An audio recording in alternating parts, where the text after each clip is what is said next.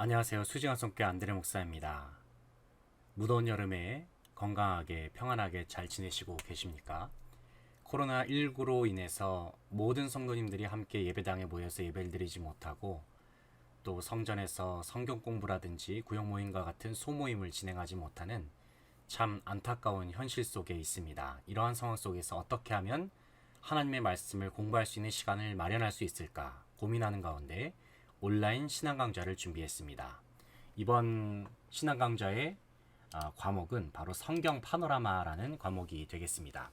아마도 여러분들 중에서는 성경 파노라마 과목을 일전에 아마 수강을 하셨던 분들도 계시는 줄로 알고 있습니다. 성경 파노라마라는 과목은 바로 성경의 전체적인 큰 그림을 그리는 작업이라고 할 수가 있겠습니다. 성경의 큰 그림을 그려 나가는 것은 매우 중요합니다. 왜냐하면 그 큰 그림 속에서 하나님의 말씀의 그 세부적인 부분들을 큰 그림에 비추어서 정확하고도 분명하게 이해할 수 있기 때문에 그렇습니다. 바라옵기는 이번 성경 파노라마 과목을 통해서 하나님의 말씀과 더욱더 친숙해지고 또 주님께 대한 더욱 깊은 믿음으로 나아갈 수 있는 모든 성도님들 다 되시기를 간절히 바라고 소망합니다. 첫 번째 과목 순서로 먼저 숲을 보고 나무를 보라라는 제목의 단원을 함께 공부하고자 합니다. 숲을 보고 나무를 본다. 큰 그림을 먼저 본 다음에 세부적인 내용을 보라라는 의미로도 해석할 수가 있겠습니다. 성경의 큰 그림이라 할 수 있는 세 가지의 골격이 있는데 이것은 내용을 살펴보면서 차차 우리가 함께 공부하도록 하겠습니다. 여기에 있는 그림을 보시게 되면은 어떤 한 남자가 퍼즐을 맞추고 있습니다. 탁자 위에다가 퍼즐을 늘어놓고 이 퍼즐을 맞추고 있는데 아마 여러분들 중에서도 퍼즐을 맞춰보신 분들은 많이 계시는 줄로 알고 있습니다.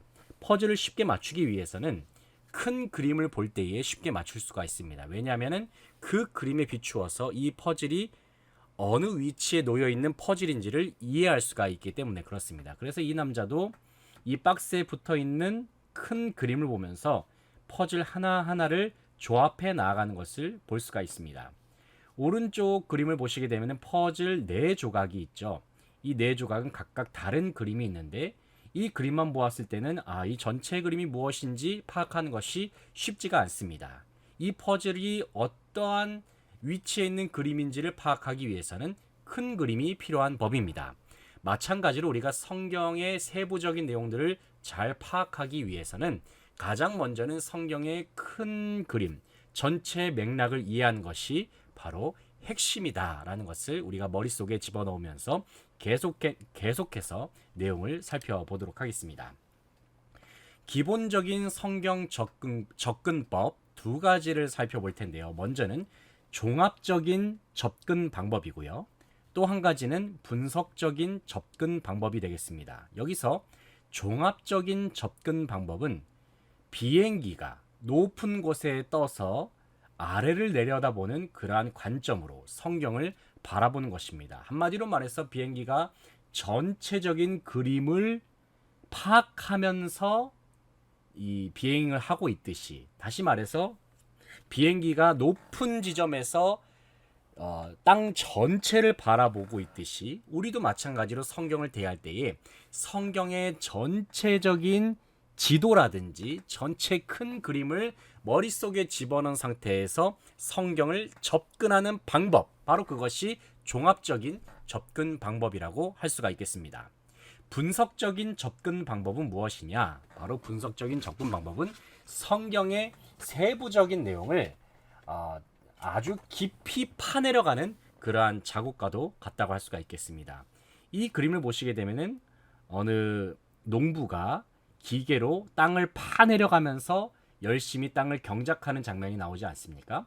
이 그림과 마찬가지로 어느 한 지점을 깊이 파내려가는 작업과 같이 성경의 어느 한 부분을 깊이 연구하는 방법이 성경 분석적인 접근 방법이다라는 것입니다. 이 두 가지 방법은 어느 한 방법이 더 중요하다라고 말할 수는 없지만 가장 이상적인 순서는 무엇이냐면은 전체를 우리가 먼저 파악한 다음에 부분을 살펴보게 되면 부분의 내용을 전체의 큰 그림과 연관지어서 이해할 수 있다는 장점이 있습니다.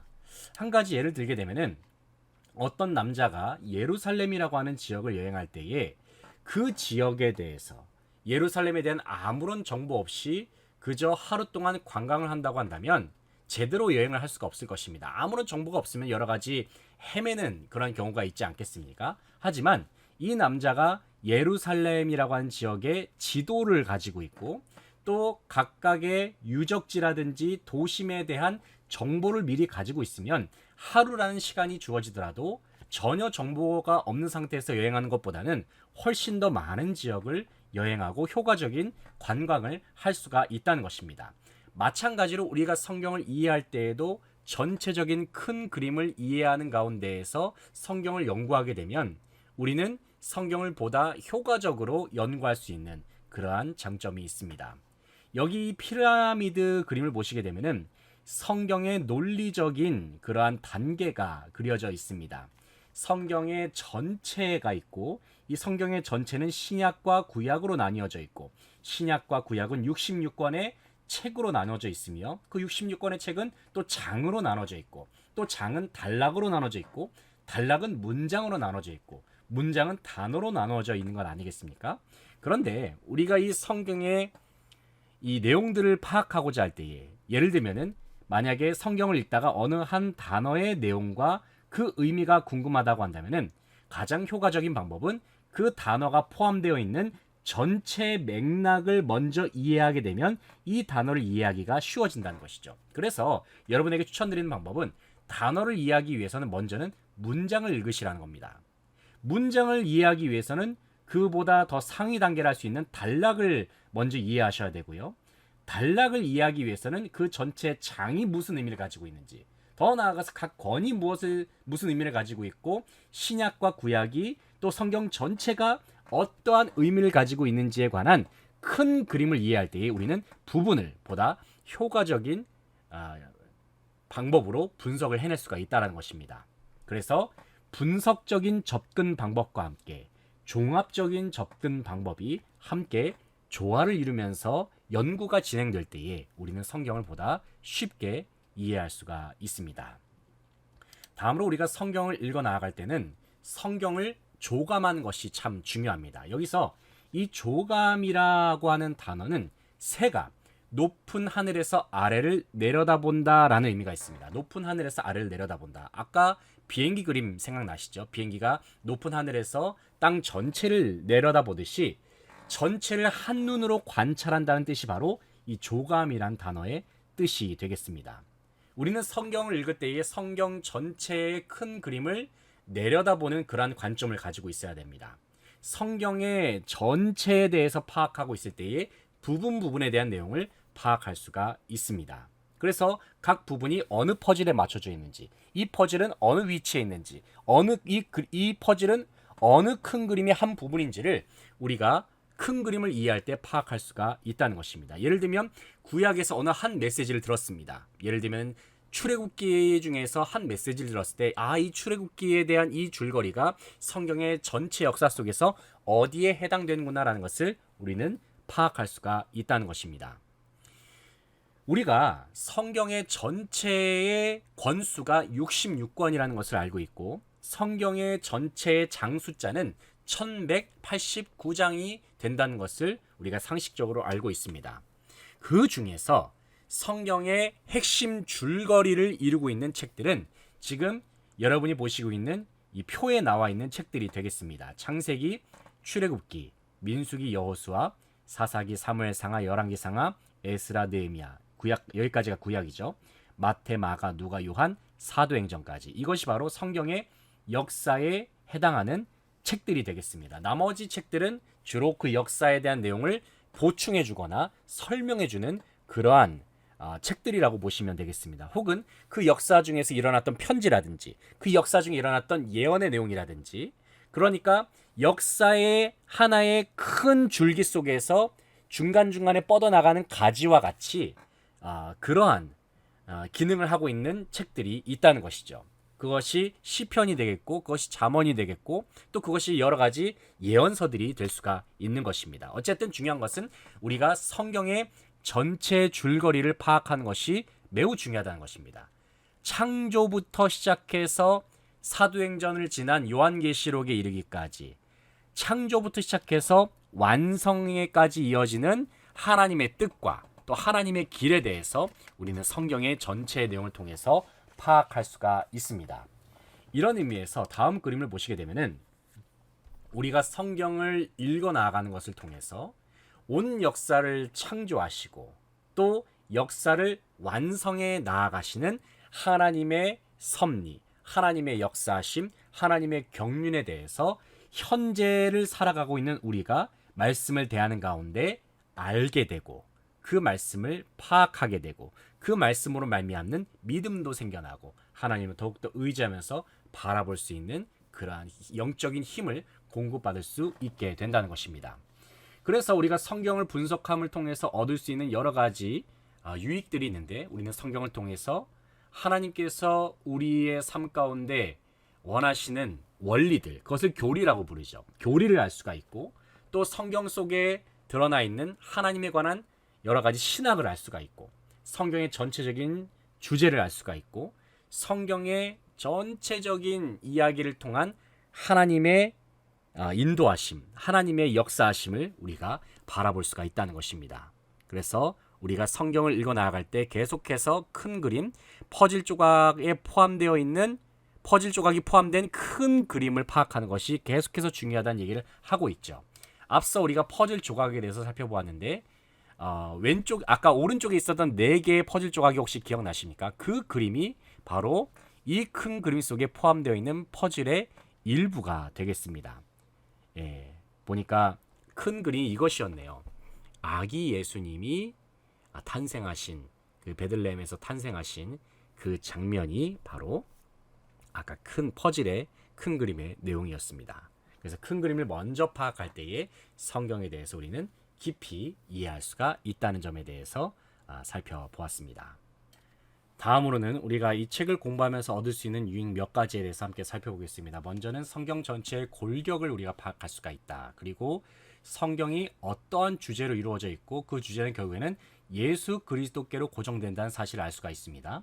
그리고 성경의 모든 행 그리고 각각의 특징되는 그러한 문학적인 표현이 있다는 것이고요. 그리고 성경의 큰 지도 3가지를 알 수가 있습니다. 그리고 신구약 각각에 대한 역사적인 12시대, 그러니까 신구약이 12개의 시대적 구분으로 나눌 수가 있다는 것이고요. 성경 66권의 간략한 주제와 계율에 대해서, 그리고 신구약을 비교하고 또 대조하는 그러한 비교표, 대조표를 우리가 확인할 수가 있습니다. 그리고 신약과 구약 사이에 있는 400년의 침묵기의 중요성에 대해서 알 수가 있습니다.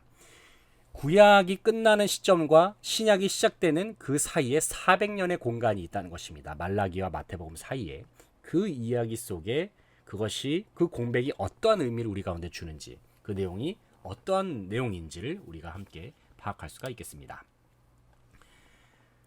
우리가 신약과 구약이 몇 권인지에 대한 그 기본적인 상식에 대해서 함께 살펴볼 텐데요. 구약을 가리켜서 우리가 올드 테스트먼트라고 하죠. 올드 OLD 3글자가 되겠고 테스타먼트가 총 9글자가 되겠습니다. 3, 9를 붙여서 39. 그래서 구약은 39권이 된다. 이렇게 표현하고 있고요. 신약은 좀 다릅니다. 신약도 마찬가지로 뉴 테스타먼트라고 해서 뉴 3글자, 테스타먼트 9글자가 되는데 3, 9를 곱해가지고 27권. 그래서 구약과 신약이 총 39권, 27권 합쳐서 66권이 됩니다. 이것을 쉽게 이해하는 방법은 그냥 여기 나와 있는 3, 9, 27만 외우시면 됩니다. 3, 9, 27 구구단에서 앞부분 3과 9를 붙이면 39가 되고 27은 이 3, 9, 27의 그 뒤에 결과가 아니겠습니까? 27은 신약에 해당하는 권수가 되겠습니다. 39 더하기 27은 총 66권이죠. 그래서 구약과 신약은 총 66권으로 이루어져 있다. 이렇게 3, 9, 27, 39 더하기 27은 66 이렇게 그냥 간단하게 외우시면 되겠습니다. 성경에는 크게 3가지 골격으로 나뉘게 됩니다.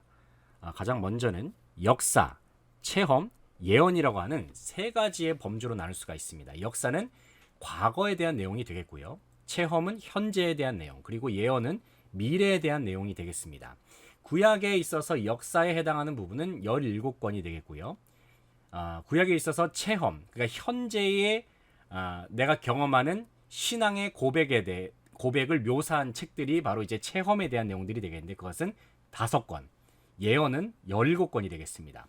신약은 역사에 해당하는 책이 5권, 체험에 해당하는 책이 21권, 그리고 예언에 해당하는 책 1권, 요한계시록이 되겠습니다. 그래서 우리가 이 성경 전체의 내용들이 결국에는 어떠한 주제를 가지고 있느냐, 한마디로 말해서 히스토리라는 것이죠. 히스토리, 그의 이야기, 하나님에 관한 이야기가 바로 역사요 성경 전체를 꿰뚫고 있는 하나의 핵심 주제라고 할 수가 있겠습니다. 이 세 골격으로 본 역사에 대해서, 그러니까 역사, 체험, 예언이 성경의 각 권에 어떻게 세분화되어서 포함되는지에 대한 표를 함께 살펴보도록 하겠습니다.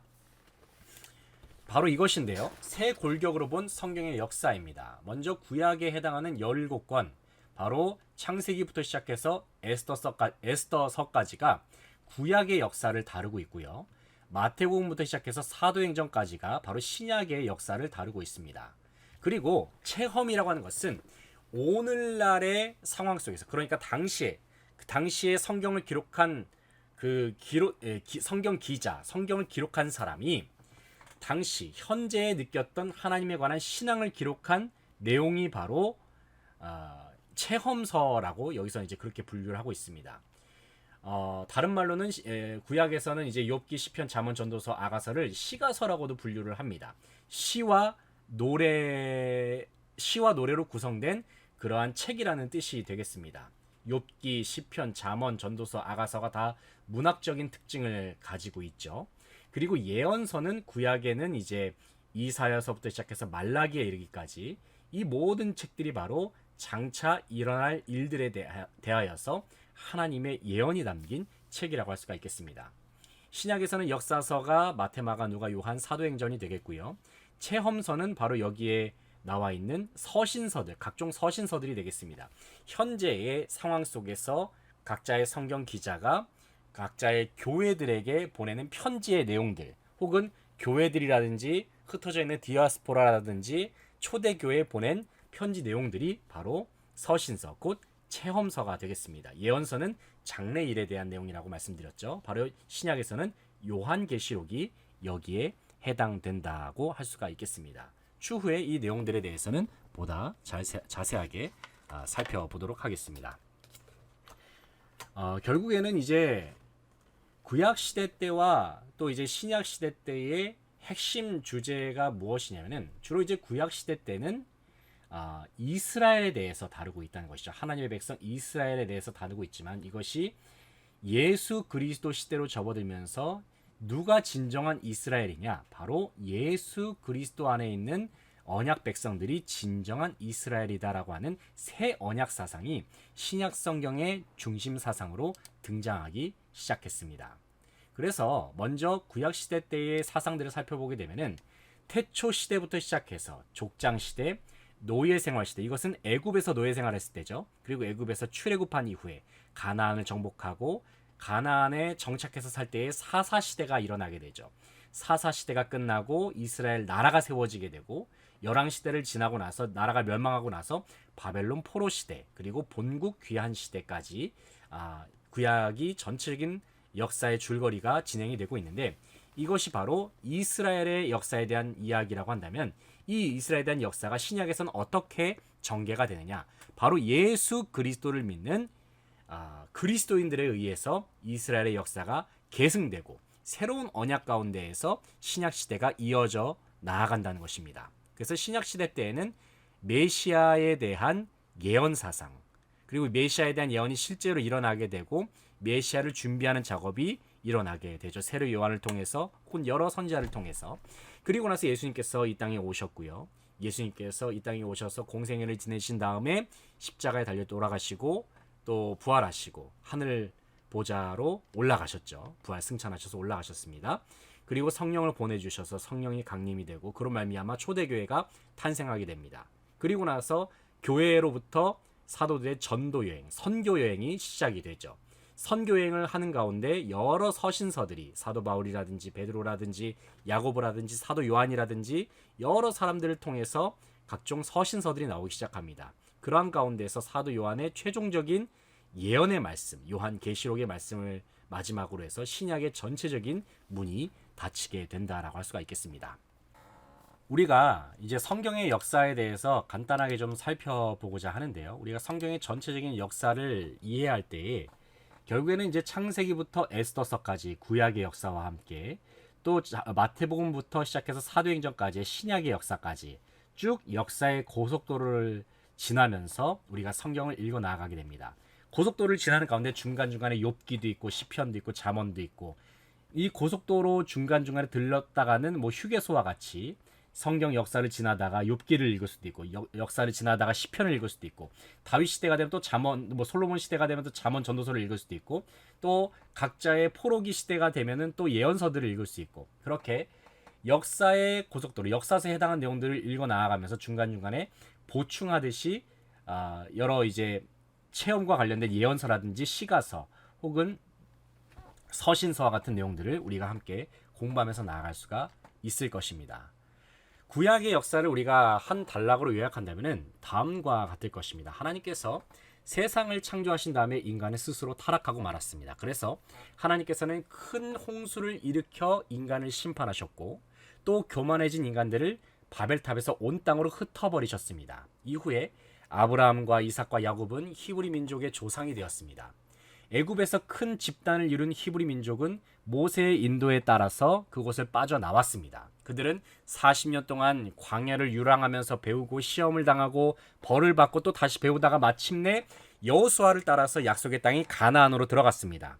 그런데 원래 히브리 민족, 이스라엘 민족에게는 왕이 없었습니다. 간헐적으로 사사들이 중간중간에 일어나서 그들을 지도했습니다. 그러다가 사무엘을 마지막 사사로 한 이후에 14명의 사사 시대가 막을 내리고 마침내 왕정 시대가 시작이 됩니다. 이스라엘의 왕권이 생겨나게 되죠. 그 첫 번째 왕이 바로 사울, 두 번째 왕이 다윗, 세 번째 왕이 솔로몬 시대가 됩니다. 그런데 솔로몬이 죽은 다음에 이스라엘 왕국이 두 개의 나라로 나뉘게 되죠. 남쪽 왕국인 유다와 북쪽 왕국인 이스라엘로 분열이 되고 맙니다. 북이스라엘은 19명의 사악한 왕들이 통치를 한 나라였고 결국에는 아수르에 의해서 멸망을 당하게 됩니다. 또 그래서 백성들이 뿔뿔이 흩어져 버렸습니다. 남유다는 20명의 왕들의 통치를 받은 다음에 바벨론에 의해서 멸망을 당하게 됩니다. 그래서 수많은 사람들이 바벨론 땅에 포로로 끌려가게 됩니다. 그리고 나서 바벨론이 멸망한 다음에 바사라고 하는 우리가 잘 알고 있는 페르시아 제국이 등장하면서 바벨론을 정복하고 남유다 백성들을 이제 풀어주게 됩니다. 유다 백성들 바벨론의 포로로 잡혀있던 유다 백성들을 풀어주면서 그들이 이제 70년간의 바벨론 포로 생활을 끝내고 나서 고향인 예루살렘으로 동국으로 다시 돌아오게 됩니다. 이때 활약했던 사람들이 바로 에스라와 느헤미야와 에스더가 되겠습니다. 에스라와 느헤미야가 백성들을 이끌고 고향으로 귀환을 하게 되고 또 바사의 왕비가 된 에스더는 적의 위협으로부터 자신의 동포들인 유대인들을 지키게 되죠. 그리고 이때부터 침묵기라 불리는 400년의 시간이 흐른 다음에 마침내 세례 요한과 예수님이 등장하게 됩니다. 그래서 우리가 구약의 이러한 역사의 큰 줄거리를 통해서 우리가 성경의 각각의 내용이 방금 제가 설명드린 이 구약의 역사의 줄거리 속에 어디에 포함이 되어 있는지를 잘 생각하면서 읽어나가시면 매우 큰 유익이 될 거라 생각이 됩니다. 신약의 역사도 간단하게 설명을 해드려 보게 되면은 하늘이 다시 열리고 천사들이 세례 요한과 예수님의 출생을 준비하게 됩니다. 그로부터 30년 후쯤에 세례 요한이 이스라엘 백성들을 향하여서 회개하라 천국에 가까이 왔느니라 라고 그렇게 외치게 되죠. 육신을 입고 세상에 오신 하나님의 아들 예수 그리스도께서는 3년간 이 땅에서 공생애를 지내신 다음에 하나님이 어떤 분이신지 보이셨고 또 하나님의 길을 가르쳐 주셨습니다. 그래서 예수님께서는 12제자를 이 땅에 세우셔서 주님의 일이 이 땅에서 계속해서 지속될 수 있도록 준비를 시키십니다. 그리고 나서 모든 인간의 죄를 다 짊어지시고 다 사하여 주시기 위해서 자발적으로 십자가의 죽음을 선택하시게 되죠. 그리고 죽은 자 가운데서 주님께서 다시 일어나셔서 하늘로 부활 승천하시게 됩니다. 이후에 제자들은 오순절 성령 강림 사건을 체험하면서 성령의 권능을 잊게 됩니다. 그래서 그들은 주로 유대인들을 대상으로 예수님의 구원에 관한 좋은 소식을 전파하기 시작했고 또 사도 바울이 등장하면서 사도 바울도 역시 광범위하게 전도 여행을 하면서 주로 이방인들에게 복음을 전파하게 됩니다. 그래서 바울은 이방인들에게 복음을 전파하는 가운데 무려 13권의 서신서를 기록하게 됩니다. 그리고 사도 요한은 종말까지의 세상을 향한 하나님의 계획을 기록한 요한계시록을 기록하게 됩니다. 결국에 성경은 시작할 때와 똑같이 하나님의 완전한 창조로 결말을 맺게 된다는 것입니다. 그래서 성경의 시작도 창조이고 마지막도 새 하늘과 새 땅의 창조로서 성경의 전체적인 이야기가 끝을 맺는다고 할 수가 있겠습니다. 지금까지 말씀드렸던 구약의 이야기와 신약의 이야기는 결국에는 다양성과 통일성 가운데 쭉 전개된다라고 할 수가 있겠습니다. 그래서 과거로부터 시작해서 영원한 미래에 이르기까지 하나님의 일에 관한 포괄적이고 통일된 역사를 전해주고 있습니다. 성경에는 이러한 특징들이 있는데 성경에는 40명의 저자가 있습니다. 그리고 3가지의 언어로 기록이 되어 있는데 히브리어, 아람어, 헬라어 이 3가지 언어로 기록이 되어 있습니다. 10가지의 기록 수단으로 여러 이제 문학 형태들이 있는데요. 뭐 예를 들면은 성경의 여러 기록 수단들은 이제 펜으로도 기록하기도 했고 또 가죽 혹은 진흙, 파피루스 등과 같은 여러 매체를 통해서 성경이 기록되었다는 것입니다. 그리고 성경에는 총 2930명의 등장인물이 있습니다. 그리고 성경의 구약부터 시작해서 신약까지의 총 역사는 약 1600년의 기록 기간이 있습니다. 성경은 앞서 설명을 드렸듯이 66권의 책으로 구성이 되어 있습니다. 성경의 장수는 1189권이 되겠습니다. 그리고 성경의 모든 주제는 결국에는 예수 그리스도께로 집중이 된다는 것입니다. 그리고 성경에는 1551개의 지명이 나와 있다는 것입니다. 그래서 성경의 전체적인 이야기를 통해서 결국에 우리가 알게 되는 것은 무엇이냐면은 성경에 나타난 예수 그리스도만이 참된 하나님이시고 모든 생명과 선한 것의 근원이 되신다. 하나님만이 오직 유일한 생명이 되신다. 이것이 바로 성경 전체에 흐르고 있는 핵심 주제라고 할 수가 있겠습니다. 그래서 하나님께서 인간들과 소통하고 교제하시기 위해서 이 땅에 사람의 몸을 입고 내려오셨고 또 예수 그리스도께서 부활 승천하신 이후에는 우리 가운데 성령을 보내셔서 우리와 온전히 하나로 연합하신다. 그래서 우리에게 하나님 나라를 선물로 허락하신다. 이것은 결코 우리의 힘과 능력으로 되는 것이 아니다. 죄와 사망의 권세로 아주 굴복당한 이 세상 속에서 살고 있는 우리지만은 그럼에도 불구하고 우리는 하나님께서 주시는 힘과 능력으로 예수 그리스도의 힘과 능력으로 승리하면서 살 수가 있다. 더 나아가서 우리는 다시 오실 주님, 그 옛날 2000년 전에 이 땅에 오셨던 주님을 우리가 기억하고 또 다시 오실 주님을 맞이하기를 기다리면서 우리가 오늘날의 시대를 살아간다. 예수 그리스도를 추구하면서 예수 그리스도를 위하여서 살라고 하는 것이 바로 성경의 전체적인 줄거리라고 할 수가 있겠습니다. 성경에 특별한 용어들이 있습니다.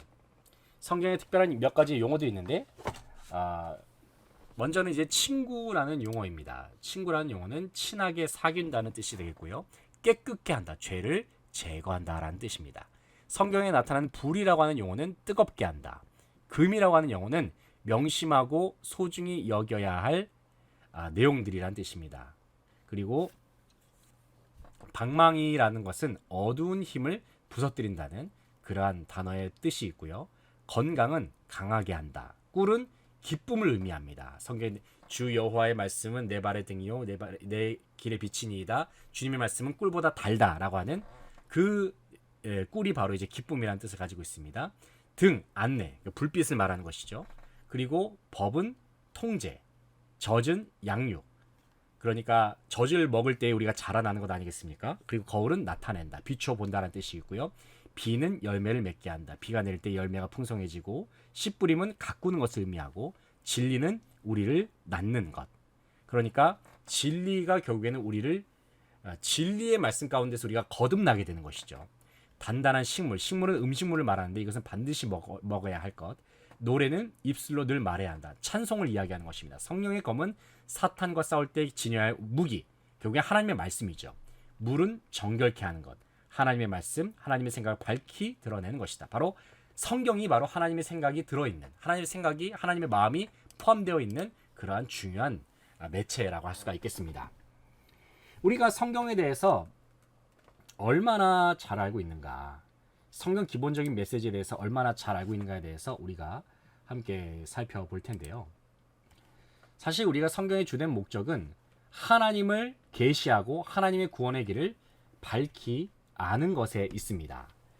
성경이 우리에게 알려주고자 하는 구원의 길이란 무엇이냐? 인간은 아무리 자신의 힘과 노력으로 열심히 하나님께 이르기 위해서 최선을 다한다 하더라도 결코 하나님께로 이를 수 없다는 것입니다. 왜냐하면 인간은 죄인이기 때문에. 그렇기 때문에 하나님께서 우리에게 누구를 보내주셨습니까? 바로 예수 그리스도를 보내주셨습니다. 예수님은 우리의 모든 죄악을 위하여 십자가에 죽으시고 부활하신 완전하신 하나님이시자 참 인간이시죠. 바로 예수 그리스도, 완전한 하나님으로 오신 예수 그리스도를 믿고 예수 그리스도를 통한 구원을 받아들일 때에, 하나님의 선물로 구원을 받아들일 때에 우리가 하나님께서 우리 가운데 예비하신 구원의 축복을 누릴 수가 있다는 것입니다. 우리의 힘과 능력으로 구원을 얻을 수 있는 것이 아니라 오직 은혜로 말미암아 우리는 구원을 얻을 수가 있다는 것입니다. 결국에는 예수 그리스도께서 우리 죄를 위하여 십자가에 달려 돌아가셨다. 예수님이 나를 위해서 죽으셨고, 예수님께서 부활하셔서 나의 주님이 되시고, 예수님이 부활하셔서 승천하셔서 하늘 보좌 우편에 앉아 계셔서 온 세상을 다스리고 통치하시는 주님이 되심과 동시에 주님이 나의 구세주가 되신다. 이 사실을 믿을 때에 우리의 인생은 새롭게 되는 것입니다. 결국에는 성경이 말씀하고자 하는 핵심 원리는 바로 예수 그리스도입니다.